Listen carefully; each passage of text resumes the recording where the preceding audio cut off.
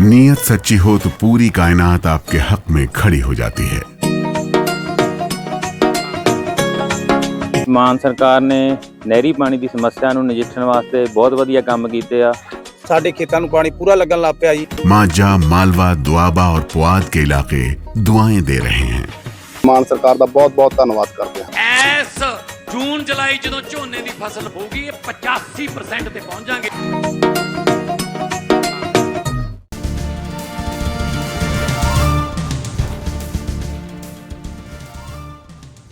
कांग्रेस का BJP RSS पर तीखा हमला। पूर्व एमएलए प्रवीण पाठक ने उठाया उज्जैन जमीन घोटाले का मुद्दा। कहा मध्य प्रदेश आरएसएस की कार्यशाला ही नहीं भ्रष्टाचार का भी कार्यशाला बना।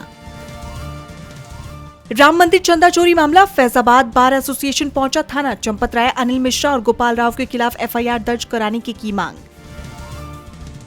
चुनाव आयोग से मिला टीएमसी का बागी गुट। पार्टी के नाम और निशान पर पेश किया अपना दावा। नेता प्रतिपक्ष ऋत्विक बनर्जी ने 2/3 एमएलए के समर्थन की कही बात। दिल्ली में बिजली कंपनियों का होगा सीएजी ऑडिट। सुप्रीम कोर्ट के आदेश का पालन करते हुए एलजी ने दी मंजूरी। 38,000 करोड़ के बकाये का खुलेगा राज। पीएम मोदी ने जापानी समकक्ष तकाइची से की मुलाकात। अहम समझौतों पर हुए हस्ताक्षर। भारत जापान संबंधों को मिली की नई मजबूती। ग्रेट निकोबार परियोजना को लेकर कांग्रेस ने पीएम मोदी को याद दिलाई 5 याचिकाएं। परियोजना को पर्यावरण के लिए बताया विनाशकारी। कहा क्या तबाही की ओर बढ़ रहे हम। तमिलनाडु के सीएम विजय ने केंद्र की विकसित भारत योजना का किया विरोध। कहा राज्य पर पड़ेगा अतिरिक्त बोझ। संचालन में आने वाली दिक्कतों का भी किया जिक्र। शिवसेना यूपीटी सांसद संजय राउत का बड़ा बयान। कहा तमिलनाडु में टीवीके के विधायकों को तोड़ने के लिए 35 करोड़ का खेल हुआ शुरू। 15 विधायक तोड़कर टीवीके सरकार गिराने की जा रही कोशिश। बंगाल में टीएमसी सांसद महुआ मोइत्रा पर अंडे फेंके जाने की घटना पर कांग्रेस नेता अधीर रंजन चौधरी ने दी प्रतिक्रिया।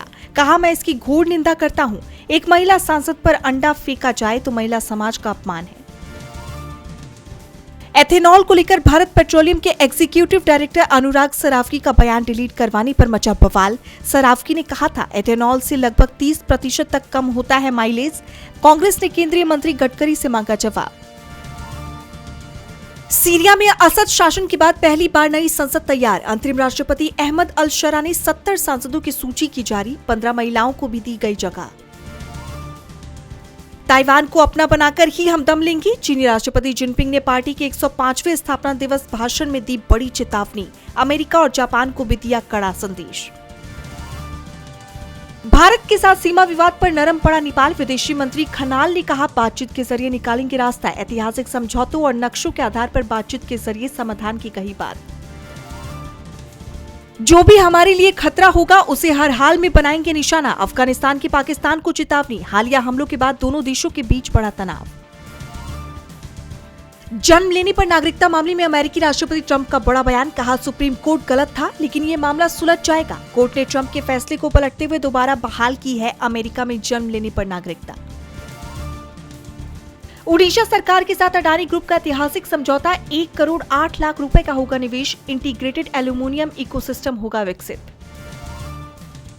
टाटा ग्रुप में मचा हड़कंप। रतन टाटा के सबसे करीबी सहयोगी मैली मिस्त्री ने आरएनटी एसोसिएट्स के बोर्ड से दिया इस्तीफा। टाटा ट्रस्ट से हटाए जाने के बाद लिया फैसला। विमेंस T20 वर्ल्ड कप का दूसरा सेमीफाइनल आज। इंग्लैंड और साउथ अफ्रीका के बीच लंदन के द ओवल मैदान पर खेला जाएगा मुकाबला। भारतीय समयानुसार रात 11 बजे से शुरू होगा मैच। आलिया की अल्फा की रिलीज से पहले मां सोनी ने किया खास पोस्ट। साझा की 4 पीढ़ियों की खूबसूरत तस्वीर।